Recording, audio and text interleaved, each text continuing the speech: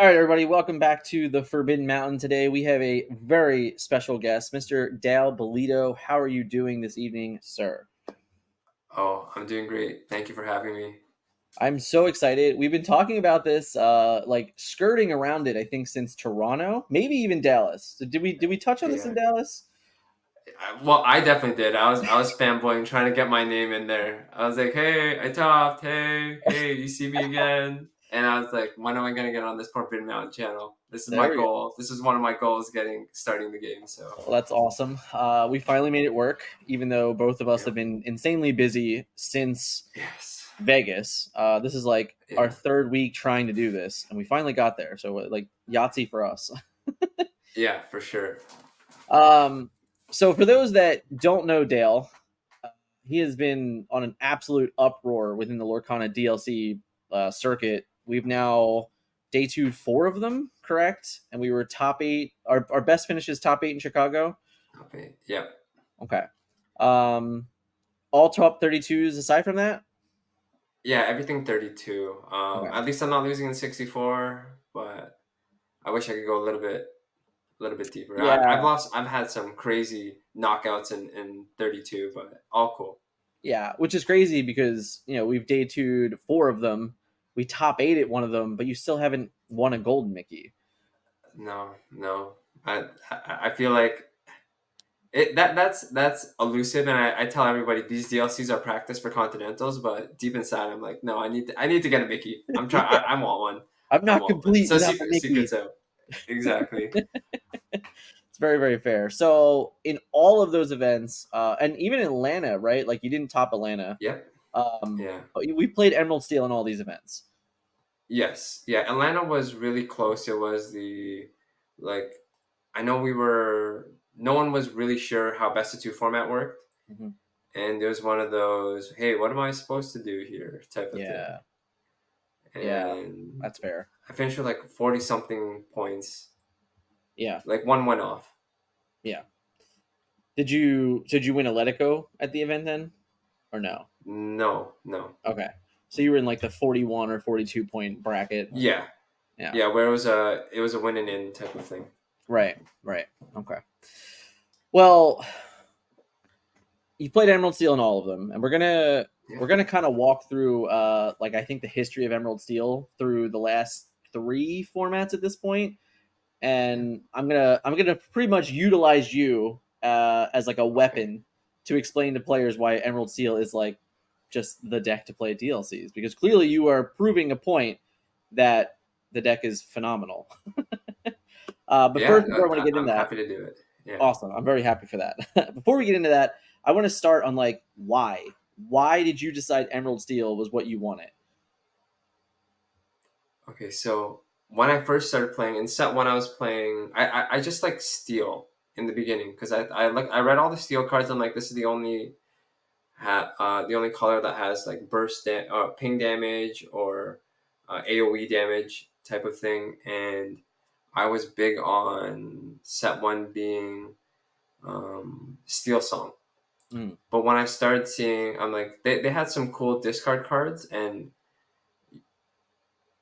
the era of Yu-Gi-Oh that I played, discard hand control was a very, very popular choice, and like it won the first Yu-Gi-Oh World Championships. So like a hand control type of discard deck, and I've always kind of built my early Yu-Gi-Oh career was kind of off that.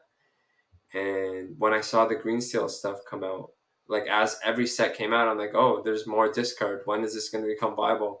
And then when Prince John was released in set two or yeah, three, step two. I think it's set two. I'm like, this card is insane. Like they're always going to release discard cards. It might not be insane right now. Mhm. And then in set three was I think Curse Merfolk and Yep. Friar Tuck and Lucifer. No, Yeah, Lucifer was set two. yeah. Lucifer was also set to Floodborn. Yeah, Friar Set Tuck I two. do believe was in clans.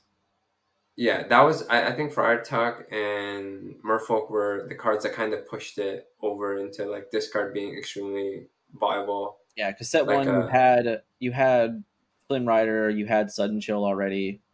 yeah, Hypnotize was also already Hypnotize released. set two. Yeah. Yeah, it just there wasn't enough. Right, It was still missing like a few more on curve cards. right. Like you had stop gaps in between, and like no one was really giving Bucky the time of day at that time. There was no big Floodborns, and Or it there was just said to be as there one of wasn't the like enough Floodborns. consistent ones, right? Like that was really it. Like we did. I don't know. Actually, funny thing is we had a lot of them. Like we had the Beast, we had Robin. Like I think we had Yeah, like there were Bucky decks. I remember around the release of Into the Inklands, going into SCG Philly, there was definitely a Bucky Floodborn like steel deck that people were like flirting with. But yeah. I I think the more remember. aggressive one just ended up being better. Yeah, I think part of it is like being on curve at that time. Like you wanted to drop Ursula Deceiver instead, Hmm. or you wanted to drop Smee because Smee was hard to answer. You could just race out the Bucky. Yeah, very fair. Yeah, So you just really enjoyed Steel, and then you ended up just being like, yeah, Prince yeah, John's cracked. yeah. Prince John. Like when I read Prince John, like this card's gonna be amazing forever, and um, I saw discard more discard cards. I'm like, this is it. And I think around the time the Taya tournaments were still running, Yeah, and the rap Brian ends up winning like a bunch of them with green steel. I'm like this first Brindabor was one of the first to bring it up, yeah.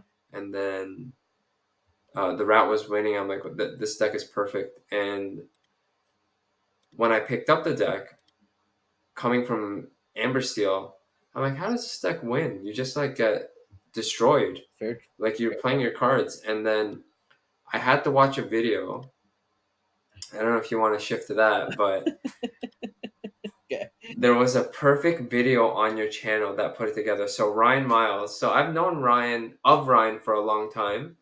Um, I mean, if you YouTube Ryan Miles scrap video, he looks no idea. He looks nowhere close to what he looks like now.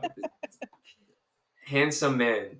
But back then, this young kid smack talk my scrap deck. That so the scrap is a Yu-Gi-Oh archetype, Right, and he's just like, yeah, I know Dale did well with the scrap deck, but this is much better. And he ends up topping his regionals, and that's how I knew Ryan through mutual friends. right. Um, but like that's how I knew him. And then I'm watching his video when he won. What event was this? He won back to This back was SGCs. SCG Atlanta. Okay, so he won the Friday and the Saturday, Uh, or is this just the? yeah, I think yeah, it went Friday and Saturday. Yeah, And I was watching the video, and one of my favorite things he said is like every time I was in top eight and I asked the guy if he wants to split, he said no, I just 2-0'd him or I just beat him. And then he went, I can't remember what it was, but he just said a few surface level things. yeah. And to some people it might be surface level, but to me I was like, you know what, this makes a lot of sense. I'm just playing the deck wrong. Hmm. And Steel Song in set one was one of those cards. Set one was very like you played your hand Yeah, type of thing. You didn't have to play into your deck too much. yeah. Like red purple maybe, but Steel Song wasn't really that. You found the value trade, um, and you took your advantage when you could. But Green Steel is a totally different deck type in the sense that people are probably still doing the same thing that I did then. That when they picked up Green Steel after Las Vegas and took it to their locals and set champs, they're like, how am I still losing with this deck? It just won the tournament, Yeah, and I'm getting destroyed. yeah, And the deck, just like every other deck, operates a little bit differently. So if you're coming from a different color and you pick up Green Steel, there's nothing that's really similar to it. right. Just like if you come off Green Steel and go to play Blue Steel or Red Blue, if you try to play the same way, you're going to lose. I So agree. I think it's actually Emerald Steel. I think specifically now. I was talking to a player the other day, and they were trying to like understand why the deck felt so differently from the Into the Inklands metagame. In all honesty, and I was like, it's a different deck. I was like, it's not yeah, at all close to the same deck. Like this deck is way more intricate and way more like I'm just gonna trap you until the game is over. Whereas yeah, before we were just like mostly turning cards sideways and then just getting value trades off of Prince John for discarding and things like that. That's just not the game that we're Yeah. playing anymore at all. No, yeah, and it's far more. It's funny the way the deck has evolved, but it's way more intricate, and you could lose a lot harder now. Like Yeah. you could lose based on there's so many different, like the mulligan, even starting at the just like every other deck, but the mulligan is very important. Inking becomes even more important. When to ink, when not to ink, type of thing. So let's walk down memory lane real quick. And this was our top 8 deck from DLC. First and foremost, my Yes. favorite part about putting these together. Shout out to Melissa, which she was our organizer for these deck lists, and she messaged me saying, "Hey, the average converted mana cost is off because the Bucky is a 3 cost." Oh, uh, does it so use a 3 cost pitcher? No, it yeah, it doesn't. is. Oh, it It does. is. So for everyone that is tuning in now, that might be new to the game and did not know this, this is not the Bucky that is actually being played in this deck. But I had to point it out just in case it was missed. But yeah, it is a 2 cost in Yeah. this. When you played it, it was a 2 cost, and it was much better.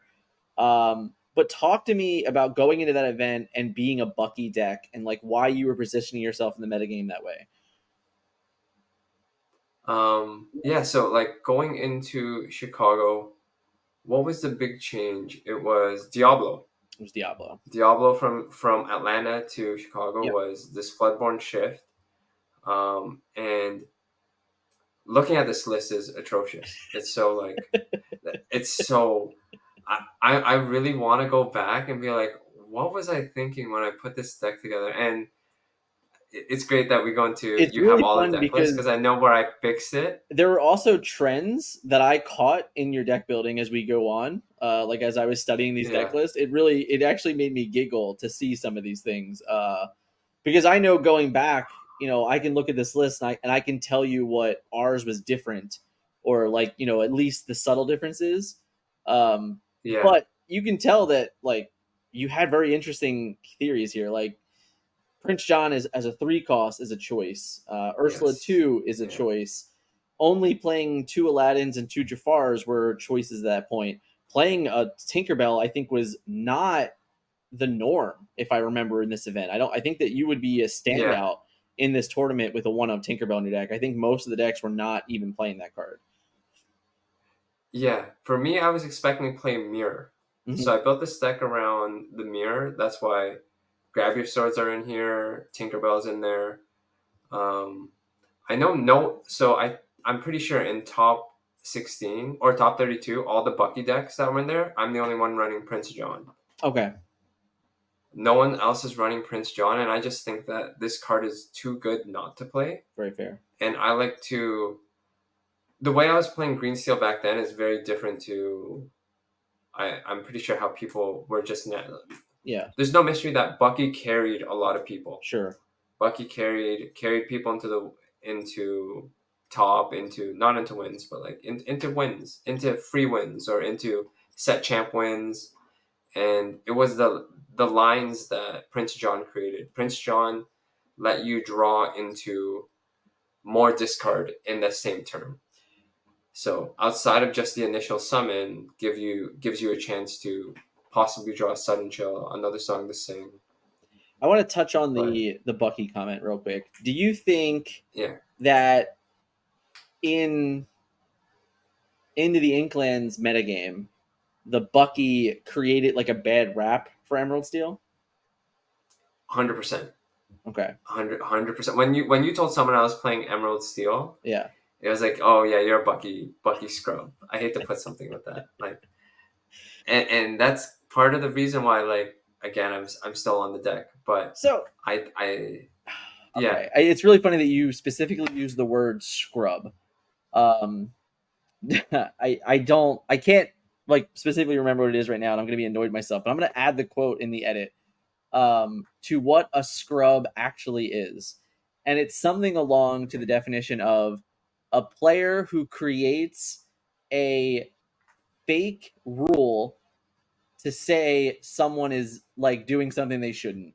So it's basically like saying like, "Oh, you only won because you played Bucky, and I don't want to play Bucky because like that's not cool. And it's like, well, if it's good, you should play it. Like there's no Of rule course. that says you shouldn't play it, right? Yeah.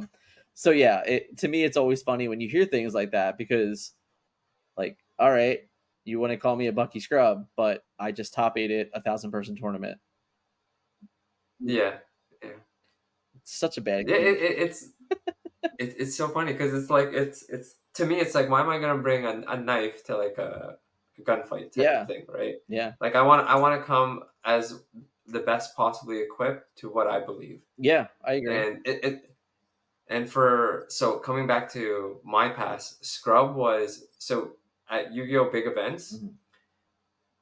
in the morning during coverage they would ask like 20 players to come up and be like, hey, how are you gonna do at the tournament?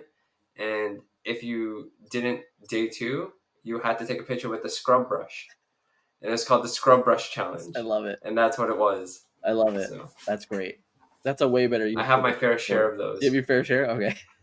Yeah, I've been on those for a little bit. I like it. I like it. We should come up with an idea for Lorcana that seems right. We could have a scrub brush in Lorcana, right? We can do that.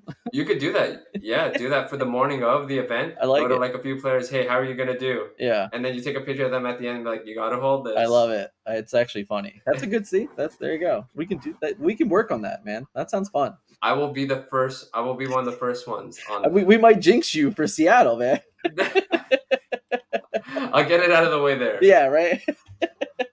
Yeah, Very fair. So we do evolve a yeah, little bit, and we don't move past Bucky yet because Bucky was still in Fort Worth. But this yes. list is one less cove. I believe we have a smash now that we didn't have before, right? And we went up to 4 Aladdins and we got rid of Jafar. I love all of these changes. Also, is Donald in the first list? Do we have Donald's here? No. So we No, also gained Donald. Donald. Donald is. I love Yeah, Donald in this with the Bucky metagame. Everyone was so confused, like, why would you want your opponent to draw cards? It's like, because I want to draw cards. Like, what are we talking about? yeah. I want first action with this card, and this is way more refined. Yeah, Like of course. You went from having 2 weeks. 100% refined. Yeah, you went from having 2 weeks of preparing to 6 weeks of preparing. A big deal, big difference. Yeah, and like everything you learned after the first tournament, like one drops are not good. Like I could just hard summon a Robin Hood. You don't need that shift line because shift five on turn three is far more valuable. The turn three is meant for either Prince John or an Ursula to come down. Yeah, And the way I played this card was my friends kind of describe it best as kind of this high velocity type of discard or board control. And it all depends on what you have in your hand. So, and the approach to discard at this time is when you were on the play, you were running out of cards. So you weren't supposed to ink. You right. don't ink past three if you can keep your opponent from getting to their pivotal turn. So if I could keep doing everything on turn three, doesn't matter if your pivotal turn is five or is seven for a lot of decks. If I could just stop you at six by keeping myself at three, like I'm gonna do that. And a lot of people again were making that mistake. Yeah. But so funny story about Dallas Fort Worth is I wasn't gonna go, Mm. but I think that was the same week that they announced the Bucky errata It was a couple weeks before Dallas, for but yeah. a couple before. Oh, so it was probably a couple weeks before. Yeah. So before Dallas, I was like, oh, you know what? My deck is set. I'm gonna take this deck to Toronto, Uh, because it's gonna be Bucky, and I have one more shot because I was winning every tournament in my area, or at least to my own memory, I was winning every sure. tournament, destroying every set champs, the Ursula set champs. And when I was like, you know what, this is my last shot at what I think would be my best chance at a golden Mickey. I got to go to Dallas, so I like last minute decided Dallas the week of, and it was like the most expensive. Like I booked my ticket the Wednesday of, Wow. and it was insane. I ended up doing well enough to cover that. Sure. I got knocked out by a good friend now, knocked out by DKP, the other person that has 4 in a row. Sure, sure. And he got so. I'm not one to. If you come to me at an event, I'm not one to give you my bad beat story. Yeah, yeah, yeah. But he will tell you he was done. And the worst part about it is he won. He came back with that dig a little deeper card. His like he like ripped it off the top when I had lethal on board, like Beast, Robin Hood, Diablo, to his like Medusa, Tala. And I'm like, how many cards do you get to look at? He's like, it's 8? Is it 8 or 7? It's 7, I believe. It's 7. I'm like, there's no way he doesn't find B prep there. And like he's like, draw, stops at 3. I'm like, yeah, he found it. It was like a B prep Tam. I'm like, wow, this is how I got knocked out of this tournament. And like he's a great guy. He's Yeah. he's I he's actually a good actually friend of played him mine in now. Dallas also. I played him in round 8. He's like so something about the way he plays like so like with conviction every time he does something. And I was just like, this guy, I don't like this. Yeah, I don't like it because he's finding his cards. it's funny. So we But died. yeah, that was yeah. We got knocked out in top 32, and we say goodbye to Bucky. Bucky's farewell tour for me. We do go to Toronto though, so you do still show up in Toronto. Bucky is no Yes, longer a part of Dex because that card is very dead. Uh, yes, so I guess let's talk about that for a moment. Obviously, you weren't even going to go to Dallas because you're like, oh, I'll just yeah. like refine and lock for Toronto because it was the same format. We were going to have 3 DLCs in the same format. All of a sudden there's a fork in the road and Bucky gets errataed and basically effectively banned because the card's just unplayable. And it kind of changes like the whole landscape for Emerald Steel. Didn't affect you one bit. How come? Because the core of why I think Emerald Steel is so good is still intact, and it is information, free information in cards that you inherently summon. So like on Diablo 1 and Ursula 2, especially something that I learned after Atlanta is best of 2 format is very unforgiving, and if you get whatever information you can get is beneficial to not only how you play the matchup, how they're going to play. You get to see their curve. You get to see what tricks they could possibly have. And something along the lines of if you see their curve and they don't play into the curve, what did they possibly draw that was better? And it's just less reading an opponent. You're like, so now, hey, you inked that because you probably drew this. So it actually still lets you stay ahead. Yeah. Um, and that's speaking to the top level, the high level of the game, where people will make mistakes with inking a Diablo again early. Like, oh, I drew a Diablo on call it turn 3 or turn 4. I was gonna ink something else, but I'll ink this Diablo. I'm like, you know what? It might be correct to keep that Diablo because the turn that you need to make that push, you gotta check. Yeah. And if you don't have Ursula 2, it's similar to when in set 1 people were playing or set 2 in blue steel. They were Yeah. playing Nothing to what's that hide. card that gets to look at? Nothing to hide. Like they just played on a pivotal turn to see if they can, hey, do I push or do I not push? Yeah. Like it's pretty much against do they have B prep or not? And in set 3 or set I guess or set 4.5, Toronto's 4.5 that people were calling it. It's its own format. Yeah. No. Yeah. Yeah, Yeah. 4.5. Yeah. 4.5. So set 4.5, I was like, all the good stuff are still here. And with Bucky gone, it lets me play the card that when I saw released, I thought was the best green card in Muses. Yeah. I'm like, Muses creates so many. Muses is such a difficult card to play against because you don't know. Like you understand what she can do, but when you read a card, you read the effect, but like you don't really know how deep this turn could go and what you could swing. Cards on field. If you run out of cards in hand, I'm just gonna bounce something and discard it to get all my value back. So in Toronto, I had this deck cooking, I guess, for a while, and it let me play a lot of the cards that I liked. Like I knew Morph was strong, and going into the metagame and understanding how every other deck didn't evolve too much uh, from Dallas. This deck is a surprise. No one is expecting to play green steel. Diablo was still a threat, but not as much. Sure. And the cards that were there to kill Bucky are effectively gone, letting Morph stay alive. Yeah. Morph had the same stats, just not warded. Mm-hmm. So I discovered play lines against the top decks, and it's funny. A lot of people that were on green steel with Bucky probably shifted to green yellow, the discard package, Yep. or amber steel because it's very very similar. And I created play lines with this deck that is only significant to set 4.5 because with set the cards released to set 5 you can no longer play those lines. Mm-hmm. But I knew at this time that I can create the double turn 3. So the double turn 3 is on turn 3 if I have either morph or little Diablo and I have a Diablo in hand, I can make them pick, hey, what do you want to brawl? I could either summon a shift a Diablo, put out a Diablo, or shift a Diablo, put out an Ursula, or the complete God hand where I had Diablo and Morph, and I shift Diablo on the Diablo and summon shift the beast. Mm-hmm. And like, okay, what can you do?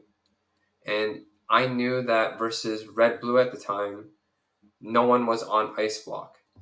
Ice block was already cut, and they had a I hard time getting answering the beast. So I knew I could line up the beast on that play. Against red purple, uh, Pan Shadow was gone. Peter Pan Shadow was out of the decks. Pinocchio was also out of the decks, which was a problem for Ursula 3. So Ursula 3 is kind of what wins that matchup, right? Yeah. Everyone thinks it's Diablo's problem, but no, it's Ursula being able to wipe the board every turn, and your bounce package is a turn behind. Yeah, it's very similar to like Cinderella 1, where Yep. once it sticks in play, you're just like, if you can't answer this, the game is effectively over. Yeah, yeah. And I created the play lines against Amber Steel that I knew that okay, if I see Muses is a nightmare for that matchup. Yeah. If you're on the Amber Steel side, and if I can force you to not ink because you have nothing to shoot with your Cinderella, and I might blank one, but if I'm summoning two, I'm not summoning a more for you to hit. I'm summoning a Ursula Deceiver, effectively removing any possible ink or any threats. Where turn 3 goes into a Prince John, turn 4 goes into a Muse, and unless you have double swords, you don't get past that. Right. Right, and it's if you have to wheel, I'm gonna load up all my songs. Yeah. And if you didn't discard your hand, my Prince John drew me cards, extra cards, so I could completely bounce your whole board. Yeah. Beating Amber Steel is just making sure they can't sing. Mm-hmm. And if you remove all the singers, the game is easy. But the hardest matchup the worst thing is that no one gets to really see the beauty of this deck in set 4.5 because it was against the winning deck against green yellow. And funny enough, what knocks me out, it knocks me out in 32, but I play one on the draw in top 64, Mm-hmm.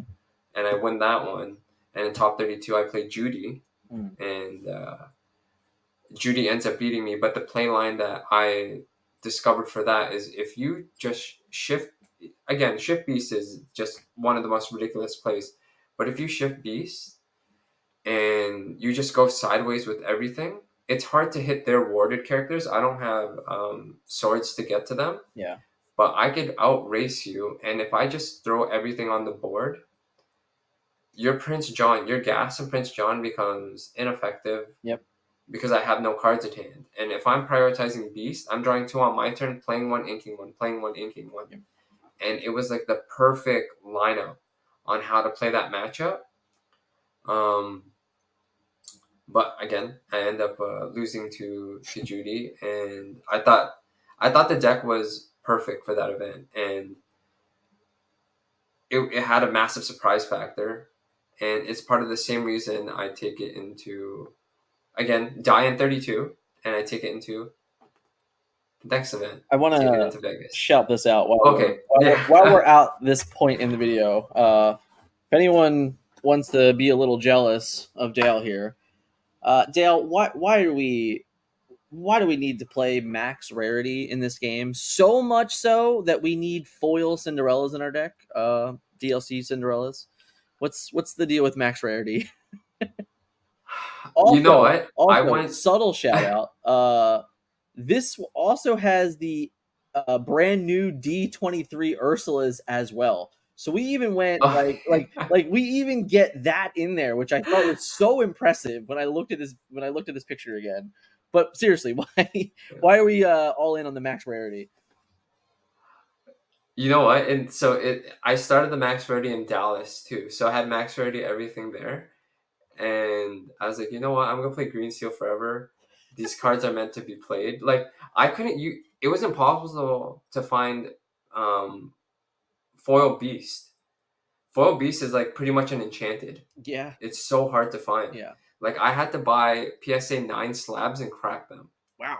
Okay, I was cracking slabs to get to them, that's but I don't insane. know. I just like I maybe people forget what these cards. The amount of times I'll drop an enchanted and be like, "Oh, what is that?" Yeah. Oh yeah, And for I'm sure. like, "Oh, this is Ursula." They're like, "Oh, the one that sings twice." Like people like just and it's funny. It's the other way around. When someone drops a normal version, I'm like, "What is that?" Oh, that's a Diablo. Oh, it's so good. That's actually But amazing. yeah, I'm a big collector too, and I like to play the nice stuff. It's very So fair. It's very very fair. We're gonna continue. I definitely want to touch on the Toronto deck a little bit, but fast yeah, forward to Vegas and we get Shimmering Skies, which brings us Pete and Anna and Anna. Right, these are yeah, the only new cards that are being utilized here, and everything else. There are some new cards. Like we get Hypnotized finally, which we have yet to see in any of these decks. We go up on a Tinkerbell count.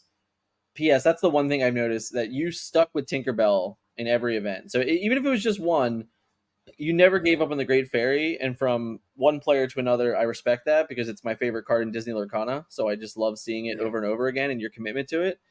The other card that I find very interesting that you also kept from Dallas on was Smash.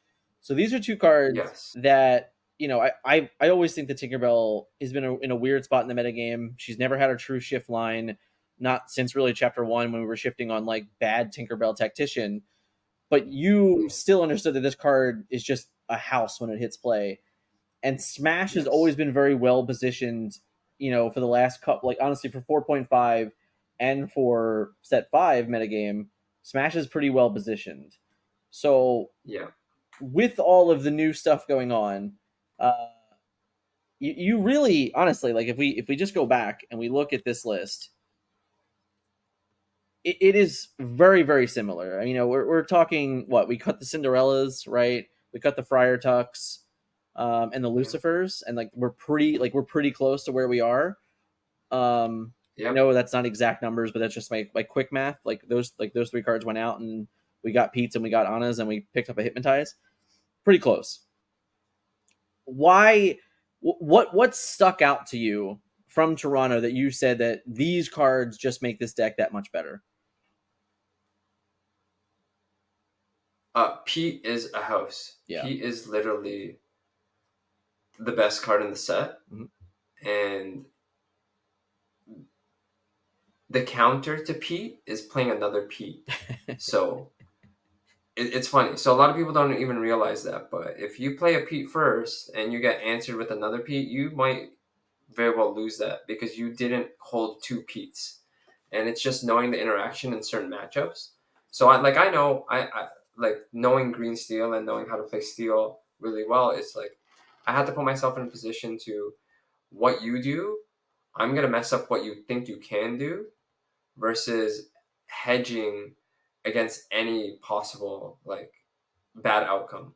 And Anna is one of those cards that I miss Lucifer. I'll be honest. I think Lucifer is a house, and the amount of the common notion that everyone says with well, Lucifer always only hits one card. it only hits one card in certain matchups, and there's some matchups where it completely blows them out and you hit two. Sure. Ana just gives you, she answers the problem in Tamatoa. So, or any big monsters. Green Steel is known to hate big bodies. And the fact that she could do so many things, she can let you upswing into locations now because of the 2 attack. Shoot a card in hand, part of the discard strategy if that's the route you're going to. A 3/2 quester that can help race. Pressure with Muses when she's on the board. If they don't answer Ana, Muses could essentially replay her, even if you just have to hard summon her on 3. Um, she just does it all, but she doesn't do the one thing you want the most, which is discard. Well, the one thing you want the most is you want her to be inkable, but Sure. she's already so amazing Yeah, I mean, come on. and very.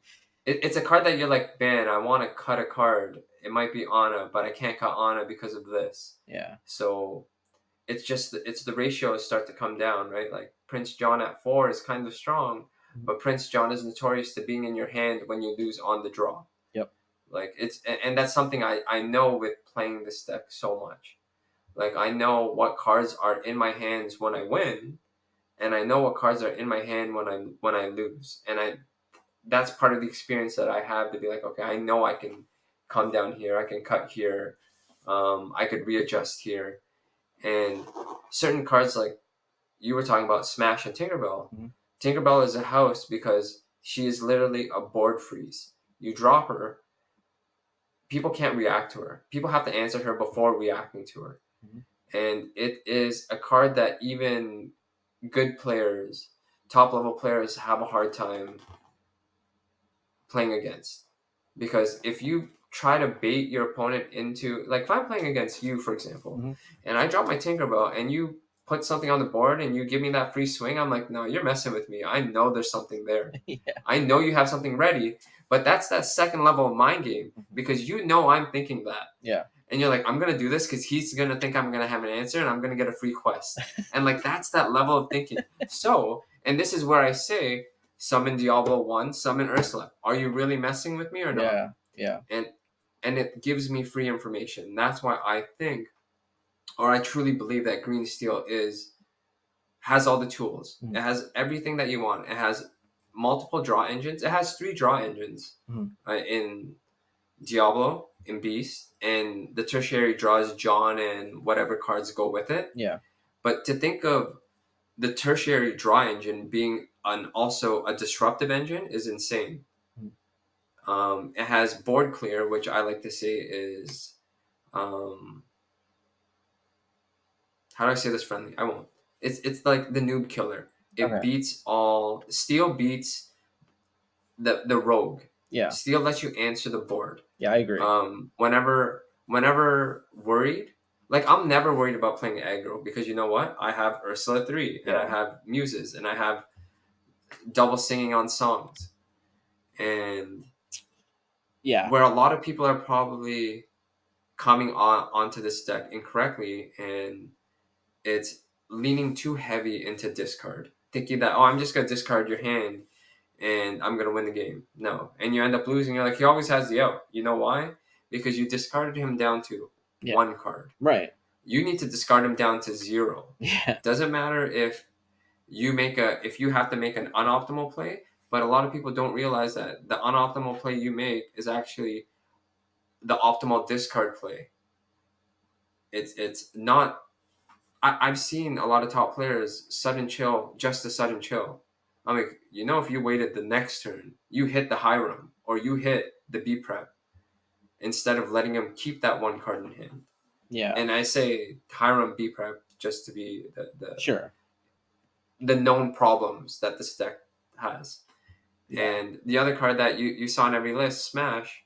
Smash is just good against problem cards like Diablo in a Cove, Ursula 3, Ariel, like stuff that I need to maybe delay a turn. It's a good card, and the way I built this deck is going into Vegas 2 weeks before, no one was talking about green steel. Right. And then I think there was a Charlie collectible the week before on SGC. Yeah. One of those events. Yeah. And everybody decides to bring their pocket green steel deck. And I'm like, okay, well, now people have this on the radar. But mind you, they're all very different. Yeah.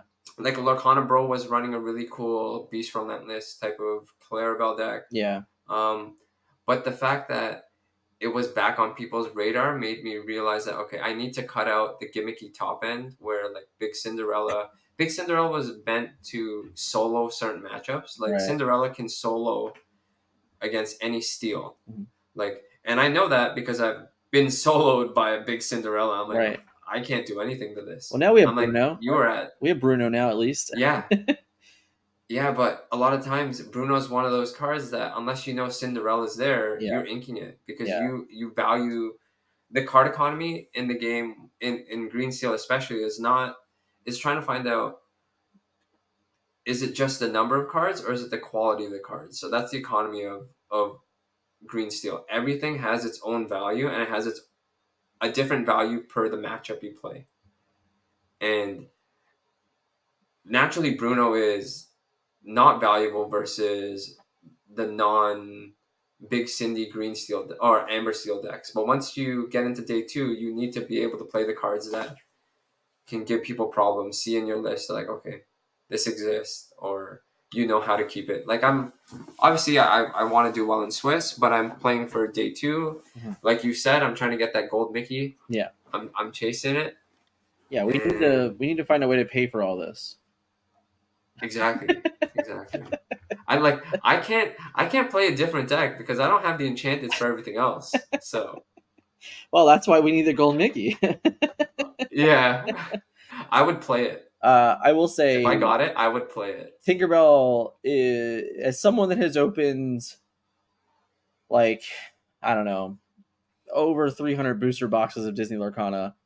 Tinkerbell Enchanted is one of the only enchantments that I have never had the privilege of opening.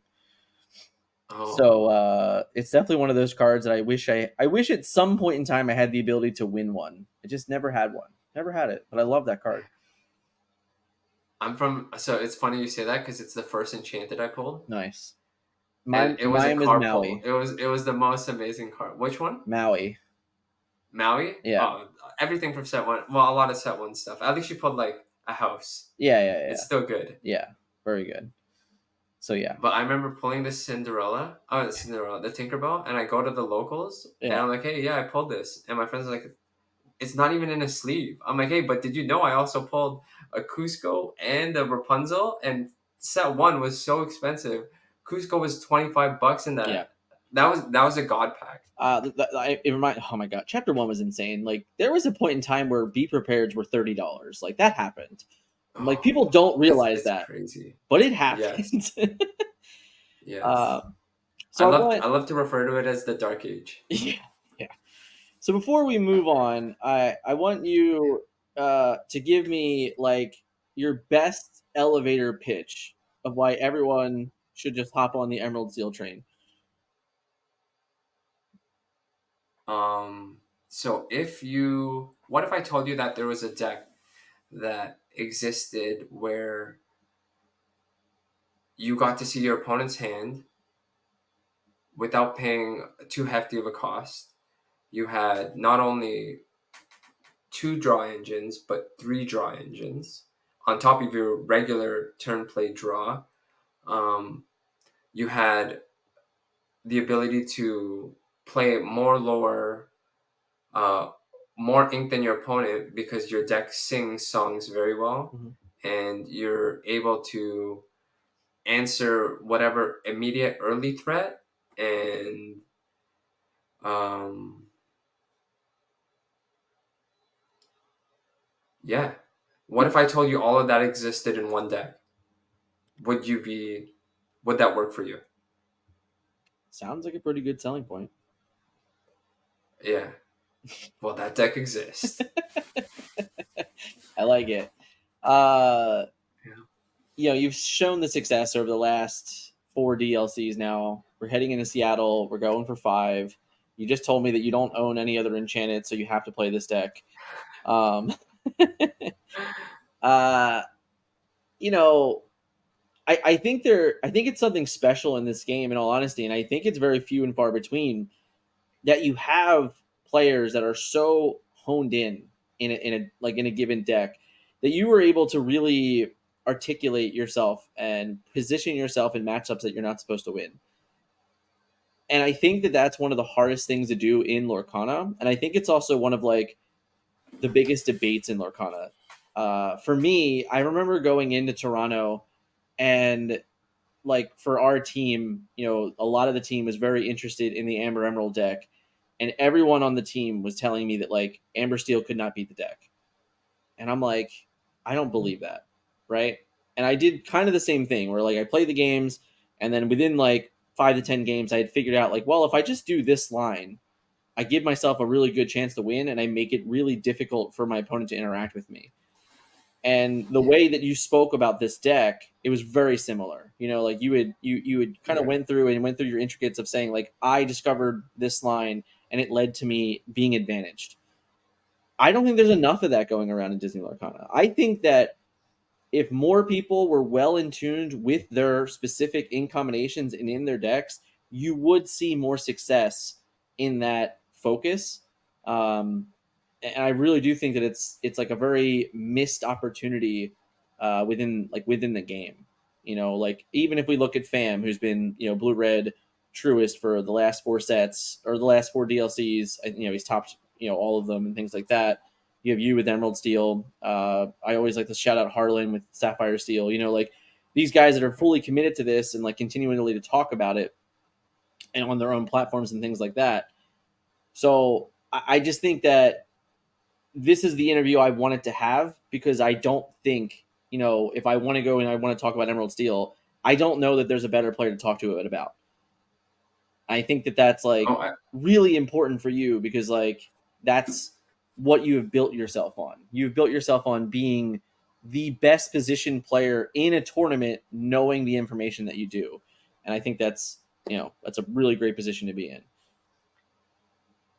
yeah, and I appreciate that because it's validating because I put in the work, and it goes to show it's like exactly what you're saying. There's a different aspect of this game that people aren't touching.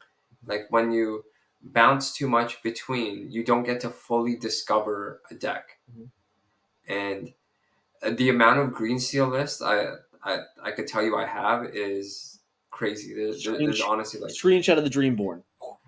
yeah, exactly, all different green steel decks, and it's like version 1, version 2, version Yeah, 3. Like in Las Vegas, the deck that was submitted was Las Vegas deck version, I think it was like version 8.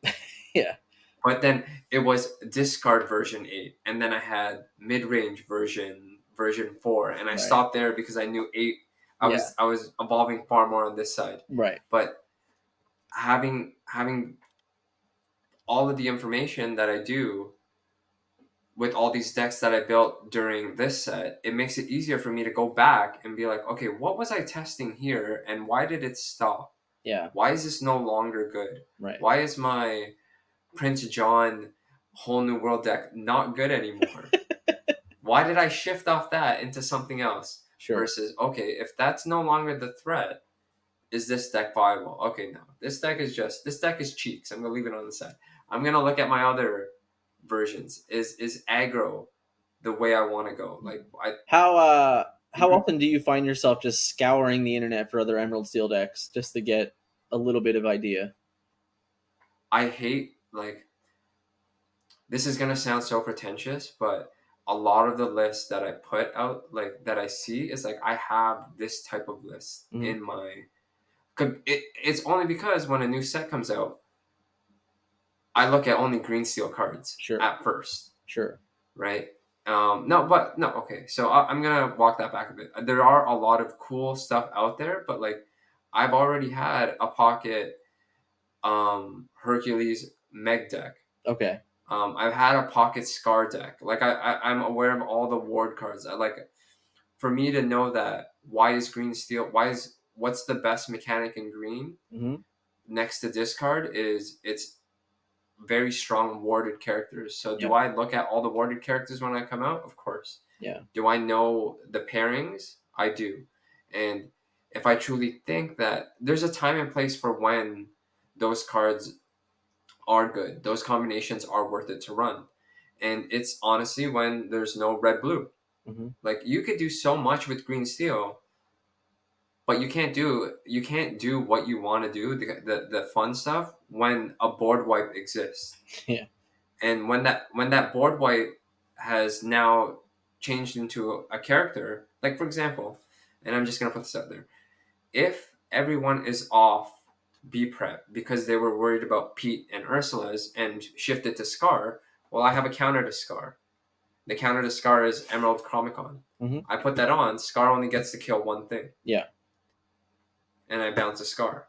But in the perfect world, that's cool and all, but things still exist. In a B prep perfect still world, exists, Emerald and Chromicon would be inkable. inkable. Exactly. So I have my green steel brain just has looked at everything. Yeah. I've looked at everything, and there's a reason why I knew Morph Shift was so strong a long time ago. Yeah. Because like Morph is one of those cards. Market watch Forbidden Mountain right now, but Morph is an amazing card. Like it's only gonna get better. Oh And yeah.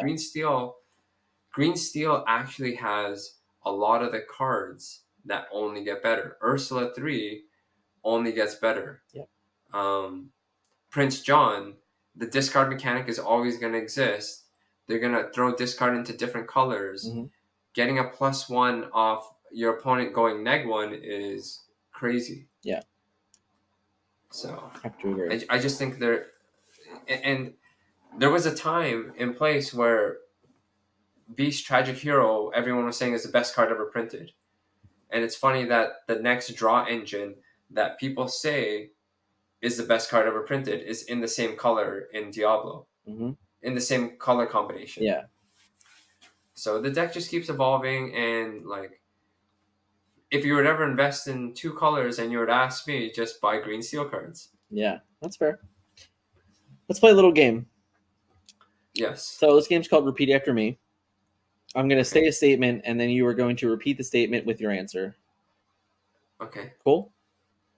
You just started the conversation, so we're just going to follow into it. The best card in Disney Lorcana is? The best card in Disney Arcana is Diablo. Diablo 3. Why? I think it's so if you go into Seattle, how many people's decks are trying to answer Diablo? Everyone has a card or cards in their deck that needs to answer Diablo. How many answers do you think is the correct amount of answers to Diablo? As a green steel player, play 0. You don't need to answer it. But in all reality, I I'm seeing like 12 decks with 12 now, right? But like a lot of things that like red blue, just there's stuff that answers Diablo also answers Beast, right? It's a lot of stuff get caught in the crossfire. A Yeah. lot of like the combos to answer thing get caught in the crossfire, so it makes green steel a little bit more difficult. Part of the reason it did well is it was surprising. It was the surprise factor was really there. Sure. Yeah, I mean, a lot of people skimmed down on brawls. Um, Yep. a lot less Zeuses in the world, a lot less Be Prepareds in the world. Yeah. Kind of just all those cards that Hand were, Shadow. yeah, like nobody was playing that card, obviously. Yeah. So I have to agree. There was a lot of like potential misses, for sure. So I have to agree. That card's cracked. My goal in Disney Lorcana is? My goal in Disney Lorcana is to be the first world champion. It's a good goal. Yeah. Fun fact: we don't even know how to qualify for Worlds yet. Yeah, I gotta find. I guess I gotta go get over that hurdle. But yeah, right now it's that. But my true goal, my community goal, is just to bring the community up. The Canadian community is very. We don't get a lot of the events, Mhm. let alone Like I would love to have a weekly or a monthly SGC, not just to highlight myself, but to highlight a lot of the good players in our area.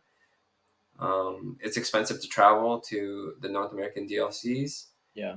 and oh, sorry, the US DLCs, Yeah. but there's a lot of in Quebec and Ontario and BC. There's a lot of really strong players, and they don't get that spotlight. So if I could help bring a more competitive scene to Canada, that's something I want to grow. So the community guy in me, my goal in Lorcana is to bring up the community, the Canadian community. The competitive, sweaty side of me is to be the first world champion. That's a good goal. Yeah. The one card I'd like to see banned is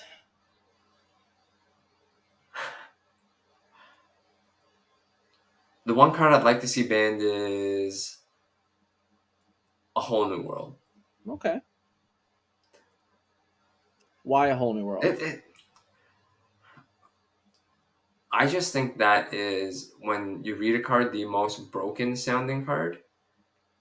But in all reality, I want Hiram gone. If Hiram could go and I could have a more peaceful green So, steel discard your hand.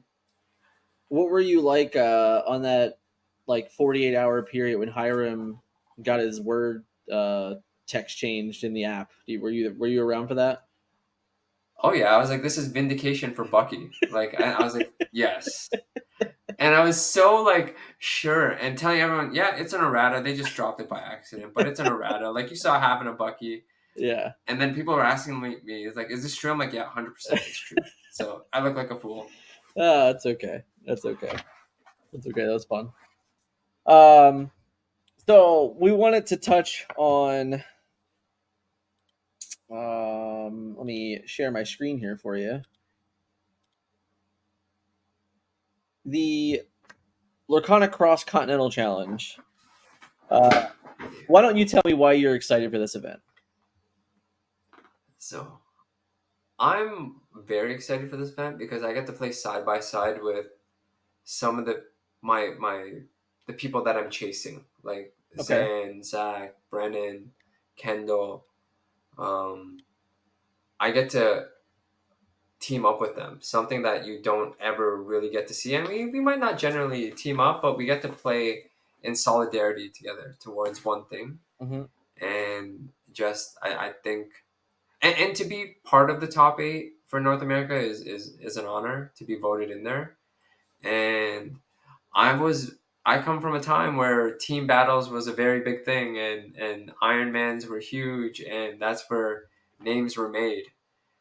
And I like this. I like a team versus a team who comes out on top, and yeah, and I think it's gonna happen in November, where there's no DLC, so there's gonna be a lot of eyes on it, even from.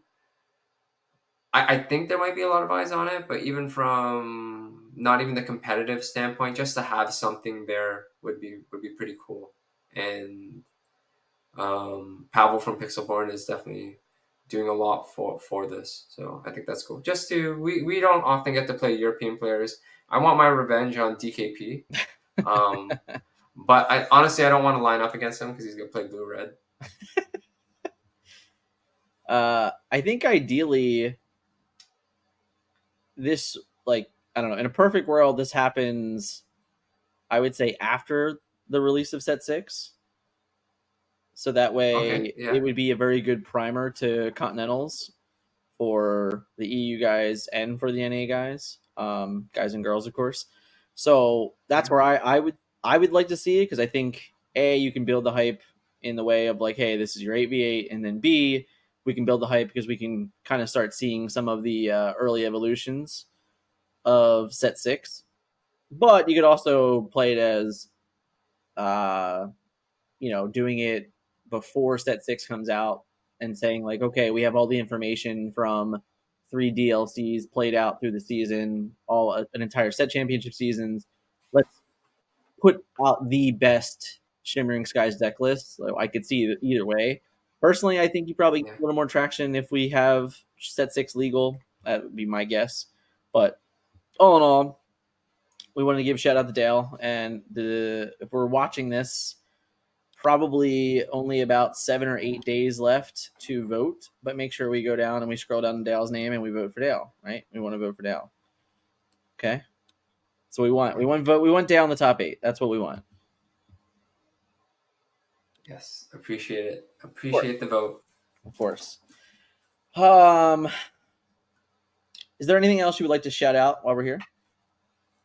I wanted to shout out my team, making a new team, and it's kind of a play on. Um, so one of my favorite teams, again, team names when I was watching anything competitive. So competitive esports back then was there's this team called Final Boss that played Halo, Okay. and I thought that was such a cool name because like who was in a game who is the most strongest character? It was the Final Boss, So are you but also a it's fan of The not. Rock? Sorry, Are you a fan of The Rock? The Rock, Yeah, from like from wrestling. yeah. Yeah, because now he's the final boss.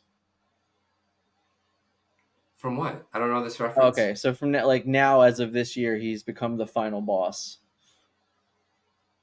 That's his like new character Oh, archetype. Yeah. like he's back in wrestling? Yeah. Yeah. No way. I didn't know. I thought he was still saving. I thought he was still saving movie franchises. No. No. Yeah. Well, he's doing that too. Uh, yeah. Um, but the play on it was who is you played video games, I'm sure, Yeah. and we all have, and who was really the hardest boss in the game, and it was the secret boss, the Oh. side Okay. boss. Okay. So we're secret bosses, secret boss SB, and it's a group of my old friends, very strong Lorcana players. Just again, Canadian players that they don't get enough time to get the events and show their skills. Um, but yeah, and part of it is if you've ever played Final Fantasy VII, they have a side boss there named Emerald Weapon, and Okay. he's the hardest boss in the game. Yeah. And if I were to put a screen name, I like to just use my regular name. But Yeah. if I were to create a name, it'd be Emerald Weapon. I like it. And it's cheesy, but everything's about cheese. I love it. That's fair. That's fair. And the other thing I do want to shout out is um, I have my Card Masters Rebirth Discord that these are my guys. I don't play that much, but I get to bounce a lot of my ideas off them, Mhm. and they're all there for me. Irvin, Matt, Lazaro, Josh, Raph, Connor, everyone in there.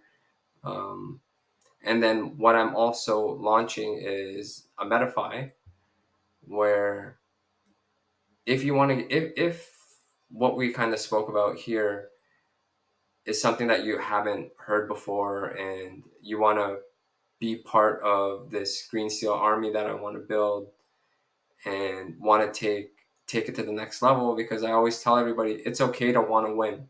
Mhm. I don't know why there's this notion against people that hey, like I want to do well, I want to win a tournament. I want to be the best. Be like, well, it's just a game. Well, maybe to you it's just a game, but to us it's something, and it's okay to want to win. And if you want to take it to the next level, I want to be there. Nothing is more fulfilling than helping somebody and getting them what they want. Right. Being able to show them that hey, the only reason that you haven't been able to get there is because you just haven't been given the knowledge of. Because once you're given the knowledge, you still have to put the work in. Like I may tell you what you need to do. I may teach you the concepts, teach you the theory, teach you the mindset, but you still have to put the reps in. I didn't play the game for you. You play the game, and when you win, me, you're a coach as well too. And when people go to you and they're like, "Thank you, hey, I won a set champs because of you." Mhm. It really, you're like, you feel good because you know what, you probably tell them you did this yourself. Yeah. I may have helped you, but you've earned everything. Yeah. You deserve that trophy card. You deserve that prize. And when someone has put their commitment towards something and they realize that hey, like you helped me, it's like it's very fulfilling. And in that Metafy, I kind of go even more in depth on a monthly basis, on a weekly basis, really, on how I think, my approach, how to create mines, why this deck is still viable. And it's not just stuck on green steel. It's green steel right now Mm-hmm. because I truly believe it's the best deck. But if it changes, you change with me. And I explain to you why. I'll explain to you why it makes sense to change, where the metagame shifts. And there's a lot of guides out there right now, play guides and primers, that are great information. They're probably the best information that you get, but it's the best information at that point in time. Right. So the metagame picture at that day, this makes sense. But in the Metafy, although it's a monthly subscription, uh, hidden behind certain tiers, it's an evolving guide. So just like you saw the deck list, you did it perfectly for me. How it is green steel, but it's green steel in Chicago, green steel a month from then in Dallas, green steel again a month from then in Toronto and Las Vegas, and you see the evolution. And in that guide, you get to see why we're switching, why the matchup changes, how, like I was explaining, the green yellow matchup. It's just in Toronto, I was able to put everything on the board, put everything sideways, just draw on my turn, ungas him. But when a card like You're Welcome exists, you can't do that anymore. Yeah. So that matchup changes incredibly. And if you want to find out how to play the new green yellow matchup, that's something that you'll be able to see, not because you bought a guide before, because you're part of this community that I want to build to get to the next level. I like it. But I yeah, will. I will definitely agree and have to shout out, like, this past weekend, having three of my students win tournaments and or be in the finals of it, where it was definitely like a fulfilling weekend. Like, it was one of those, like, all right, that's awesome. Like, you guys got exactly what you wanted, and I'm so yeah, very happy for you. You know, like, it really is like one of those truly fulfilling moments when you see the people that you try and help succeed. It's great. Have to agree. yeah. It's like you live vicariously through them, and when they win, you feel like, I always tell people, when I in my job, when I train people, Hmm. and in the game, I've coached a few people, Hmm. and it's not something that I really thought of getting into till I was pushing in that direction. But I always told them, hey, when you win, you're gonna be the second happiest person, Yeah, I because agree. I'm gonna be the happiest. I'm gonna be the first happiest for you, I and definitely you agree. won't know that. Yeah, and all your clients, all your students can, you can tell them that now. They're like, hey, you're the second happiest person you won, because you know who's the Yes. happiest? I am. Yeah, And you'll never understand. it's close to the same thing of, like, yeah, when you win it feels great, but even when your teammate Yeah, wins, you know, like that guy that you're sitting there all day cheering with. Like, for me, when I was sitting there in Toronto watching Nunez just run the gauntlet, I'm like, I couldn't, like, every round I was like, oh my god, we're gonna do it. Like, this is gonna be great. He keeps going, he yeah, keeps being successful, and at the end of that day, it was like, I don't know if he was more happy than I was that he was so successful. You know. Um, and I yeah, agree. It's the same thing. Any person that you touch in the game that you know you're making an impact on them, it's always going to make you feel better knowing that you might have helped them in any which way to, like, hit the goal they were hoping for. yeah. And you're 100% right. And at the end of the day, when our gaming career is over, we're a chapter Yeah. in each other's. We're a chapter in each other's story, right? Right. Are we going to be a page in a chapter, or a full chapter, or two Right. chapters? And I hope to be multiple chapters as Forbidden Mountain channel, because I love this channel. So I've been begging to get on. Well, speaking of that, Oh, I have this photo in my phone right now too. I love this photo. this was a great one. You know, this was a Dick Burns. You played against Dick Burns in Chicago, and I remember him coming over and telling me that he played you, and then he had interacted with you again later in the day, and it was like a different type of interaction because he had realized, like, you know, who you were, and like he didn't, like, he felt that he was disingenuous towards you in a comment, and then he Yeah, wanted to be, you know, upfront. It's very difficult for Dick to lie to people. So yeah. I think since that moment, you and I have had interaction at every single event, and we've chatted here, chatted there. We've danced around this idea of doing this interview. So for me to you, I was very excited to sit down with you for the past hour, discuss this wonderful deck and your journey through Lorcana. So definitely thank you for hanging out with me tonight and doing that. No, thank you. No one knows, but I've been hounding you to try to be on. So I was begging to be on. As happy as you were to have me, I'm tenfold happy to be here. That's So awesome.